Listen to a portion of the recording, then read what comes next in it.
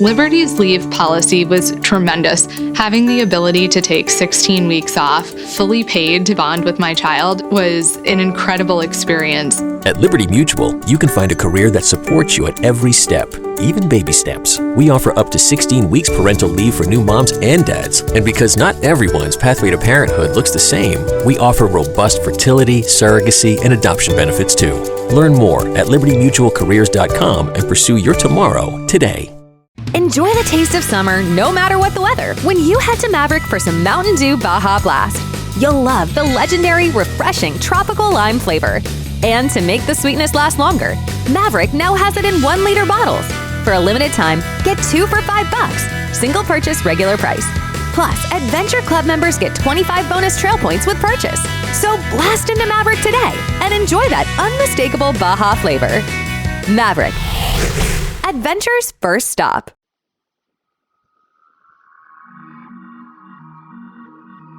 I'm Laurah Norton, and this is One Strange Thing, the show where we search the nation's news archives for stories that can't quite be explained.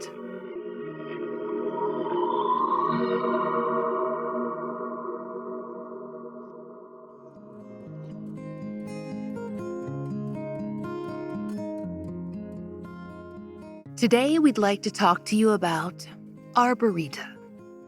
No, not Arbor Day, aka your 8th favorite holiday, but you're close. We want to talk about trees.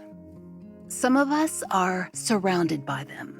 Others have to travel to parks to get that full nature fix. But we all know an impressive tree when we see one. Some big or grand or weird. We know there are trees, and then there are famous trees, given names and celebrated for their incredibly long lives or for their colorful history or the landscape around them. In England, there's the ash brittle yew. Experts guess its age at 3,000 to 4,000 years. It's rumored to sit on the burial mound of an ancient dignitary. Or maybe you've heard of the 400-year-old Tree of Life, located in a desert in the country of Bahrain. The mesquite is the only tree for miles, standing alone atop a hill. Despite blazing temperatures and dry ground, it's reported to be 32 feet tall. When it comes to big-time trees, the United States is no slouch. In California's Sequoia National Park, there's General Sherman, which is celebrated as the largest tree in the world. The sequoia was certainly named for the Civil War general, but exactly how and why are hotly debated. As with most of its history, America doesn't let accuracy get in the way of a good story. And there's a great story and a great tree down in Athens, Georgia. It's a city in the northern part of the state, most famous as home to the University of Georgia and the band REM. We won't mention sports, though that's big down there too. The South is awfully sensitive where football is concerned. In any case, hands down, the most intriguing spot on an Athens sightseeing tour is a little patch of ground at the corner of Finley and Deering Streets. There stands a white oak tree, surrounded by a low stone barrier, encircling the oak and 8 feet of the earth that surrounds it. This is the tree that owns itself. In front of it stands a stone plaque that reads, "For and in consideration of the great love I bear this tree and the great desire I have for its protection for all time, I convey entire possession of itself and all land within 8 feet of the tree on all sides. William H. Jackson." Now, that's a tantalizing historical marker. Colonel William H. Jackson was not a particularly well-known man. His sons, all in the legal field, would go on to be much more notable. But the tree that owns itself has given Colonel Jackson his own small scrap of fame, even 150 years after his death. An 1890 Athens Weekly Banner article is considered the earliest source to reference the tree that owns itself. The headline, which is "Deeded to Itself," paints a picture of a great love between a colonel and, well, a tree. The article's unnamed author spared no detail in their retelling of the formative years that William H. Jackson had spent near the tree. Really, it devolves into purple prose pretty quickly. Birds' nests and fleeting youth, the foliage is luxurious, the boughs are magnificent. And the article explains that Colonel Jackson was determined to protect that oak against heartless future developers who'd inevitably chop it down to make room for another build. So, according to the banner, Colonel Jackson went down to City Hall and had a deed drawn up. The author makes reference to that deed with the very quote that, decades later, would be etched on a marker and set in front of the oak. In the 1890 article, the quote is included as proof that the deed existed, even if, according to the reporter, quote, very few even knew about it. How did the reporter come across this fantastic story? He doesn't bother to elaborate. Rather, he presents his audience with a legal puzzle. Can a tree own itself? And if the tree falls, who then inherits the land? With this 1890 article, the tree that owns itself had made its first public appearance, 15 years after Jackson's death. Which is odd because it's a great story, the perfect Southern oddity to spice up tales of Colonel Jackson's life. It should have been passed around, told at parties, shared by friends at his passing. But Jackson's obituary didn't mention the tree. Then again, when he died in 1875, he'd been living further south in Macon. So maybe the tale hadn't traveled with him. Even with the 1890 article, the tree at the corner of Finley and Deering Streets wasn't much remarked on.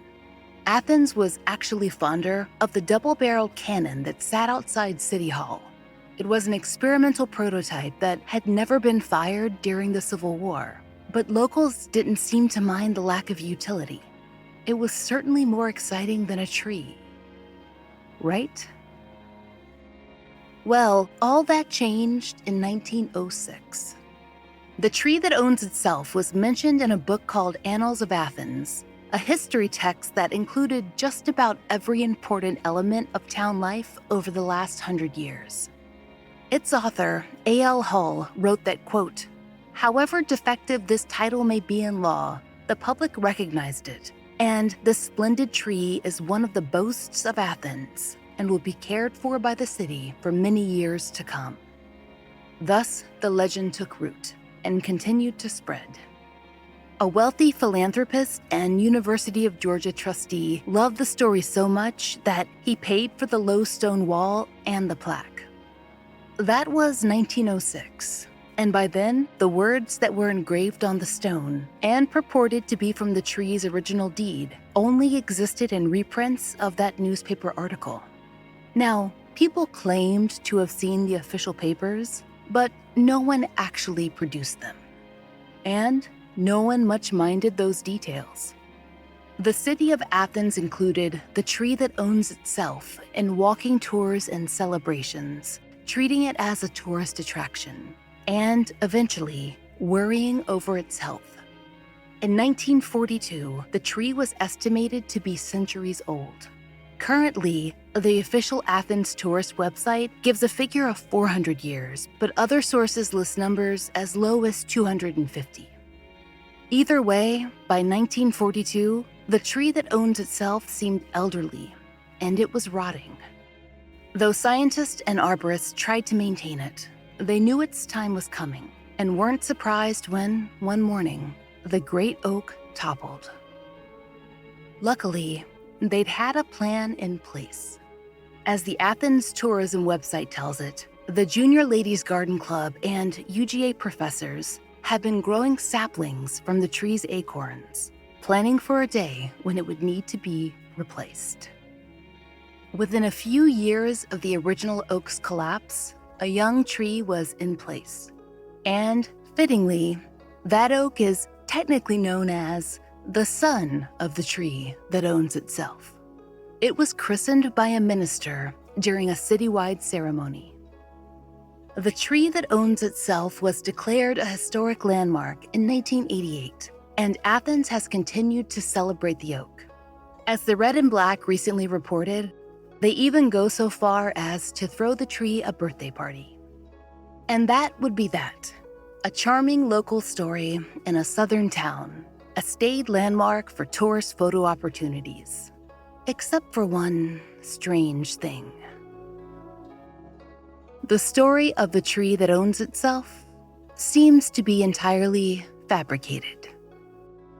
Now, maybe that in and of itself isn't so odd. Most websites note the tree's history as legend rather than fact, but the origin of the story itself is peculiar. And that is what leads to the elements that are, well, close to unexplainable. This episode is brought to you by Progressive Insurance. Whether you love true crime or comedy, celebrity interviews or news, you call the shots on what's in your podcast queue. And guess what? Now you can call them on your auto insurance too with the Name Your Price tool from Progressive. It works just the way it sounds. You tell Progressive how much you want to pay for car insurance, and they'll show you coverage options that fit your budget. Get your quote today at Progressive.com to join the over 28 million drivers who trust Progressive. Progressive Casualty Insurance Company and Affiliates. Price and coverage match limited by state law. Hey, Prime members! Are you tired of ads interfering with your favorite podcasts? Good news! With Amazon Music, you have access to the largest catalog of ad-free top podcasts included with your Prime membership. To start listening, download the Amazon Music app for free or go to amazon.com/ad-free podcasts. That's amazon.com/ad-free podcasts to catch up on the latest episodes without the ads. A 1966 book, The Tomb's Oak, The Tree That Owned Itself, and Other Chapters of Georgia, tackles the puzzle. It's by E. Merton Coulter. Coulter, a noted historian, spent 40 years as a professor at UGA. Per the New Georgia Encyclopedia, much of Coulter's work was, quote, Confederate apologist in nature and offered a warped take on the war and Reconstruction. At some point, though, he also researched famous Southern trees. When Coulter dug into The Tree That Owns Itself, it became clear to him that the purported facts were either skewed or entirely imagined. The tree existed, of course, and Athenians had been celebrating it for years. There were plenty of photos and postcards to prove that. And Colonel William H. Jackson had lived in Athens, near the tree, but only for a few years. In his adulthood, he certainly hadn't grown up there, or sat in its boughs and gazed out into the night, or anything else that the Athens Weekly Banner had imagined. The paper had reported that Jackson filed the deed in his old age, worried about the fate of his beloved oak. That was certainly a lovely story, but pesky facts get in the way of its veracity. Jackson was long gone from Athens before his old age and hadn't lived there for decades by the time he died in 1875. And that's hardly the only discrepancy. Coulter also questions whether it would have been possible to file a deed at City Hall at all, and if they would have taken such a bizarre document in the first place. It's clear that based on Coulter's research, no one ever saw the deed. Jackson never mentioned the tree, and neither did his family, and it wasn't cited in any biographies following his death. That led Coulter to his conclusion. The story was entirely made up. No tree in Athens, Georgia, had ever really owned itself. But if that's true, why had the story been invented? The Jacksons hadn't started the rumor. They may not have even known of the tree's fame or its tie to their family history. However, there is one suspect. Coulter points to an infamous reporter, T. Larry Gant. He edited the Athens Banner in 1890 when the story ran on the paper's front page. Perhaps it had been a very slow news week. Though the article was authorless, Coulter thought it had the feel of Gant. Showy, gutsy. It took a certain level of bravado to fabricate a story about a man whose son was still presiding on Georgia's Supreme Court, even if that man had been dead for 15 years. Of course, there's no proof that Gant wrote the article, but someone at the paper had, and for some reason, they'd chosen Jackson as their protagonist. Perhaps he was a safe choice, having moved away and died years before publication, and he had in fact lived close by the corner where the tree stood. But what had given the author the inspiration in the first place? Had he gazed out some window and let his mind wander until landing on an evergreen question? What if a tree owned itself? We can't know for certain. We can't even prove for sure that the deed was a fabrication. Its lack of current existence does not necessarily mean that it never existed, though we'd be very surprised to find out that it had. But maybe it doesn't matter. After all, Athens, Georgia doesn't seem to mind. They settle the problem of the White Oak's ownership by ignoring it completely. They'll take their tree as it is, thank you very much, and let law students over at UGA sweat out the legal puzzle each semester in essay form. After all, how many of the American stories we've learned through the years, taught as truth, might, when examined, unravel in just the same way?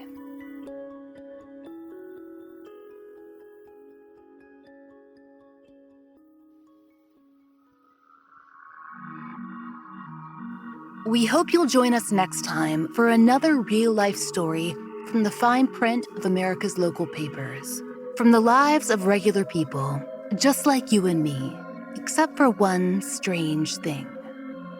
Oh, and strangers. One Strange Thing is an entirely independent production. To support the show and to hear more of the entirely true and enticingly peculiar, join us over on Patreon. There you'll get ad-free early releases of our regular episodes, plus a full-length bonus episode every month, and plenty of other fun content. We hope you'll check it out. Please stay tuned for a moment to hear a promo from one of our favorite shows. We hope you'll give them a listen.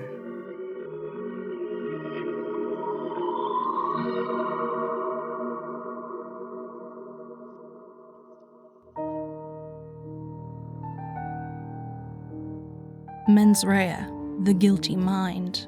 It's the intent needed to prove certain crimes, such as murder. Join me, your host Sinead, as I explore the stories of missing women, abusive husbands, jealous brothers, and the silence of the Irish countryside. Then follow these stories to the historic buildings of the UK and Ireland for the legal argument to prove guilt. Mens Rea releases new episodes every second Sunday, so for true crime from the Emerald Isle, join me. And until then, don't do anything I wouldn't do.